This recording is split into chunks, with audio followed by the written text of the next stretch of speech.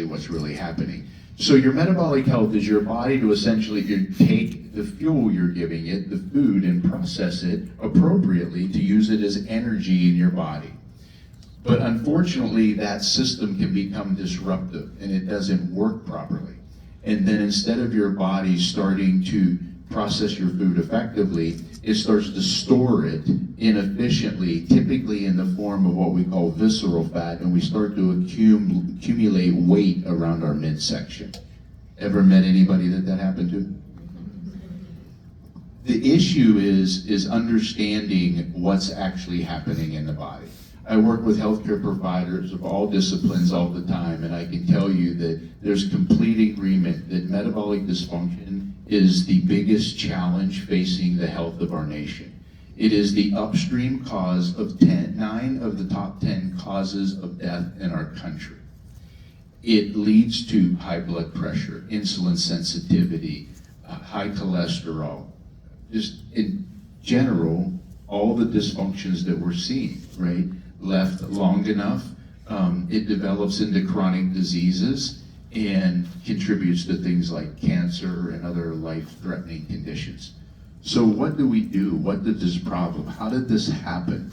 For most of you, for most of us, it's not your fault.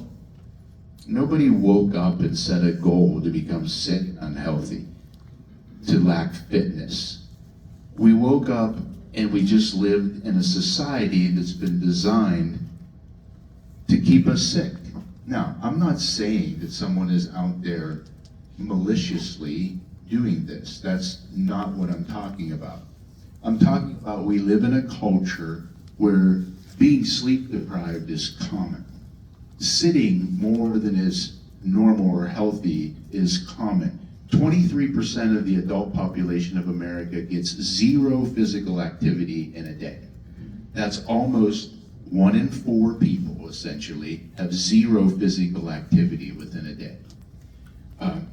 We're overstressed, we're emotionally disconnected in AI world, and we're eating the sad standard American diet.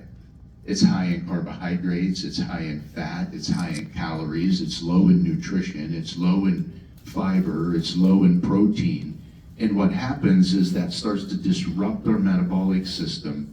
And the first thing that starts to happen is we start just not feeling well. Our energy's off. We start having cravings in the afternoon. We just don't feel well, right? And for most people, they may start communicating that with their friends, their doctors, and saying, I'm not sure what's going on, but I just don't feel well. But their blood work still looks normal. They don't have high blood pressure yet, they don't have high cholesterol yet, they don't have diabetes yet, but they know that they're just not well. Anybody have those carbohydrate crashes in the afternoon? Have you noticed that there's been a little increase in this drug called Starbucks and Dunkin' Donut and Tim Hortons around the country? Right? It's how a lot of America is combating not feeling well, not having the energy, not feeling strong and healthy. But because we don't have abnormal lab work yet, when we go to the doctor, he doesn't say that we have a disease. They often will just say, you know what, keep doing what you're doing, it seems to be working. But it's not working. And because something takes 10 or 15 years to show up, doesn't mean that that's not the underlying problem. And so, as we've seen this develop throughout society, people started to think that we had an obesity problem or we had a weight problem. Right now, 74% of the adult population of America is either overweight or obese. That's a side effect of metabolic dysfunction. You ever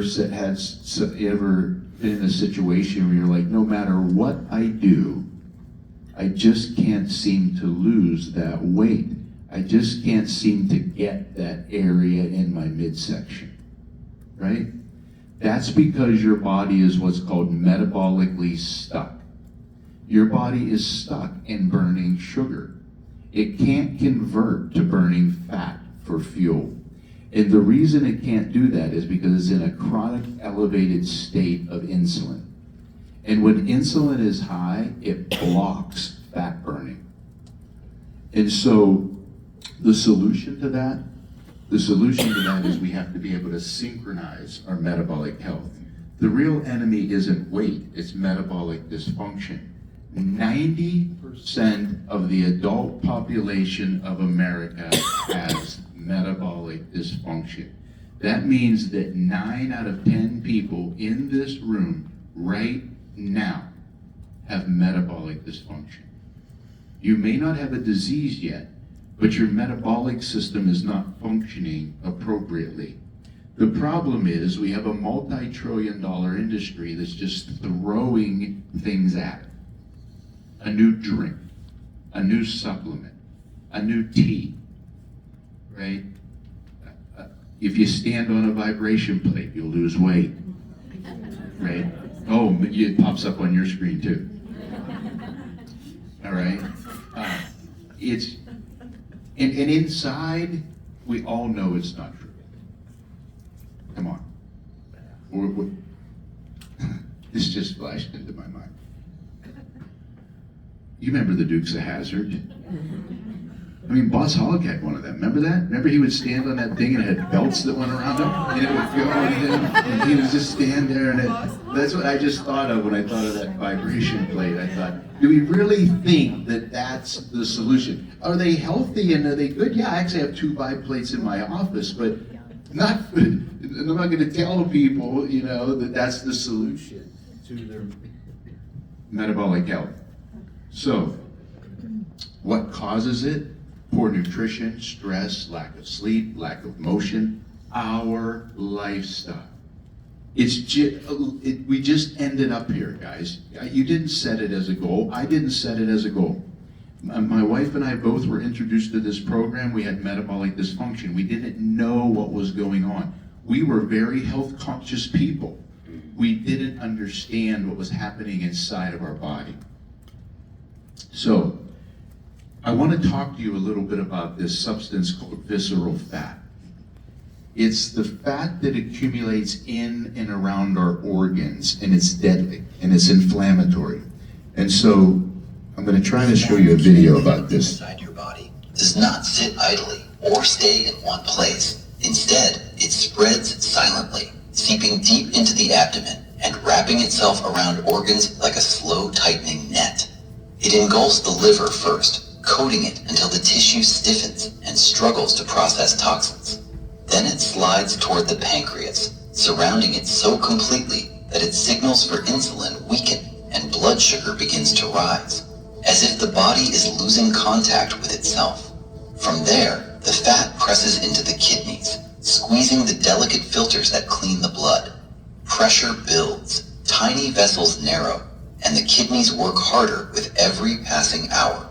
The heart feels the strain next. Visceral fat releases chemicals that thicken blood, raise tension in the arteries, and force the heart to pump with more power than before, wearing it down beat by beat. Even the lungs are not safe. Fat in the abdomen pushes upward, limiting how deeply the lungs can expand, making each breath slightly shallower than the last. And through chemical signals, this fat reaches the brain too, disturbing hunger cues, fogging clarity, and altering mood.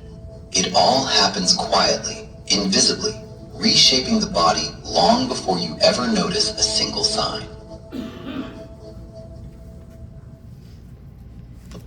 As I've been sharing this with people, I found this video recently, and I thought it was really powerful to try to explain something that's kind of hard to grasp, right? So this visceral adiposity that starts to accumulate throughout our midsection, we tend to think of fat as like an inert substance, like something you cut off the edge of your steak, and we don't think of it as like a living tissue. But fat cells are cells.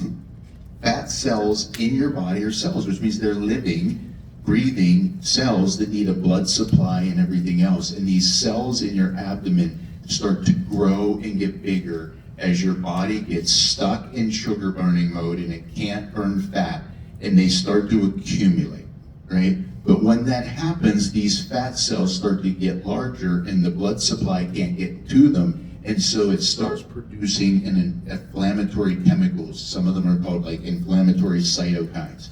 And they lead to brain fog. They lead to sore joints. They lead to pain. They lead to lack of energy. And it disrupts your hormones. These fat cells literally become an endocrine organ in your body. So for all of the ladies that have been sitting there trying to explain what's going on to some provider, typically in healthcare, and no one